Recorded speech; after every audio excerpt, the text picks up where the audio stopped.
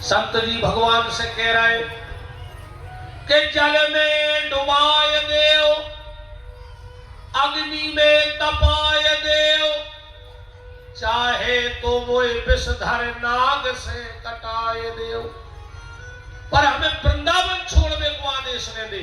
गुरुजी ने कहा मेरा आदेश, शाम तक वृंदावन की सीमा से बाहर हो जाओ। अब गुरु का आदेश, चेला ने लिख दो, रोत जा रहा है वृंदावन से बाहर। भगवान ठाकुर से कह रहा है नाके बिहारी के देखन को नैना तपे, और बचन सुनन को कान, और मिलवे को ही रात पे मेरे जीवन प्राण। हे गोवर्धन सांवरे तुम बिन जियो न जाए। चलते चलते मथुरा आ गए वो। सुबह सुबह की बात, एक हलवाई जलेबी बनवा रहा था। अच्छी गरम गरम जलेबी बन रही थी। ये महात्मा जी दुकान के बाहर बैठे बैठे इनके मुंह में से लार गिरने लगी जलेबी देखते। ये को नहीं कि हम खा लेते, ये बैठे बैठे सोच रहे थे कि अगर ऐसी कुरकुरी कुरकुरी जलेबी हमारे वृंदावन में बन रही होती तो हम बांके बिहारी को रुच रुच के खवाते आज। फिर इनके मन में आई कि बिहारी जी तो मथुरा में भी है, इतने भी भोग लगा दे हमको। जो जेब में हाथ डालो सो 1 रुपया नहीं। अब कैसे भोग लग रहा? जिस सवेरे से बैठे रहे वो दुकानदार के ते आशा लगाए। अच्छा वो दुकानदार को घर हाथों नीचे निवास को ऊपर गोगाओ रे रोटी खावे दोपहर में दुकान में खूब नहीं। महात्मा जी दौड़ के गए, वही के जग में ऐसे लाओ पानी और वही के कोपरा पे भोग लगाया बिना पैसों को कले। अभी मैंने चोरी में कुछ भोग ही तो लगा, बिना पैसों को भोग लगा के बिहारी जी को ये अपने रो में बैठ गए।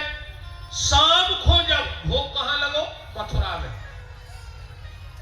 और शाम को जब बिहारी जी के कपड़ा बदले गए तो भगवान के कुर्ता में से जलेबी को रस गिर गया। कुर्ता की बाहें छवि थी, हल्ला मच गया। आज बिहारी जी को जलेबी का भोग लगा नहीं और भगवान के हाथ में जलेबी की सुगंध कहां से आ रही? उसी समय बड़े बड़े संत बैठे, जलेबी आई कहां से? एक संत ने ध्यान लगाया, बोले जय जय। जो संत ने उनको नकार होता कहा प्रभु जी तुमने जलेबी कहां से खाई? बोले फलाने फलाने भक्त ने हमें भोग लगाओ तो मथुरा में, हमने तो खा ली। वे बोले हमने जब वो को छोड़ दो तो तुमने उनके हाथ की जलेबी काहे खाई?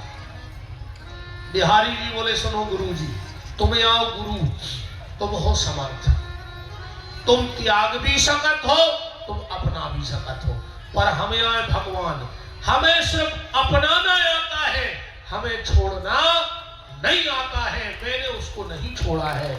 गुरु जी खुद लुआवे गए, धन रे चेला तोड़े भाव का। तो भगवान का एक स्वभाव है कि इनको सिर्फ पकड़ना आता है, इनको छोड़ना नहीं आता है।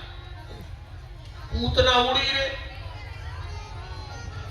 तो जा तो कराई रे कि कंस के बगीचा में गिरी, तुम आए तो नहीं गिरी गोहची दर पे, तो पूरी खेती चपटी हो जाती। 18 किलोमीटर की हती 6 कोस की।